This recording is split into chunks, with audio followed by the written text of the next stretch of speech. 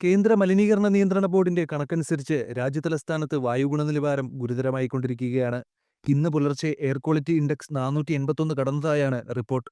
അടിയന്തര നടപടികൾ നടപ്പാക്കുന്നതിനെ തുടർന്ന് വർദ്ധിച്ചുവരുന്ന വായു മലിനീകരണം നഗരജീവിതത്തിന്റെ എല്ലാ മേഖലകളെയും കാര്യമായി ബാധിച്ചു. 10-11 ക്ലാസുകളിലെ വിദ്യാർത്ഥികൾ ഒഴികെയുള്ള മറ്റു ക്ലാസുകൾ ഓൺലൈനായി മാറ്റിയിട്ടുണ്ട്. പൊതു, മുനിസിപ്പൽ, സ്വകാര്യ ഓഫീസുകൾ 50% പ്രവർത്തിക്കും. ജീവനക്കാർ വീട്ടിൽ നിന്ന് ജോലി ചെയ്യണം. കെട്ടിട നിർമ്മാണ, രാഷ്ട്രീയ പ്രവർത്തനങ്ങൾ, ഖനനവുമായി ബന്ധപ്പെട്ട പ്രവർത്തനങ്ങൾ എന്നിവ നിർത്തിവച്ചിരിക്കുന്നു. വായുവിലെ സൂക്ഷ്മകണികകൾ കുറയ്ക്കുന്നതിനായി ദിവസേന ഗതാഗതം കൂടുതലുള്ള പ്രധാന റോഡുകൾ വെള്ളം തളിക്കും. പഞ്ചാബ് പോലുള്ള അയൽ സംസ്ഥാനങ്ങളിൽ കണികാപദാർത്ഥങ്ങൾ വർദ്ധിപ്പിച്ച് വൈക്കോൽ കത്തിച്ചതാണ് നഗരത്തിലെ വായു മലിനീകരണത്തിന് കാരണം. ശൈത്യകാലം ആരംഭിക്കുന്നതോടെ മലിനീകരണം രൂക്ഷമാകും. സ്ഥിതിഗതികൾ നിയന്ത്രിക്കുന്നതിൽ ഡൽഹിയിലെ പരിസ്ഥിതി മന്ത്രി ഗോപാൽ റായ് പരാജയപ്പെട്ടെന്നുള്ള വിമർശനങ്ങളും ഉയരുന്നുണ്ട്. എന്നാൽ അയൽ സംസ്ഥാനങ്ങളിലെ ബി.ജെ.പി. നേതൃത്വത്തിലുള്ള സർക്കാരുകൾ അന്തരീക്ഷ മലിനീകരണം തടയാൻ ഒന്നും ചെയ്യില്ലെന്ന് ഗോപാൽ റായും ആരോപിച്ചു.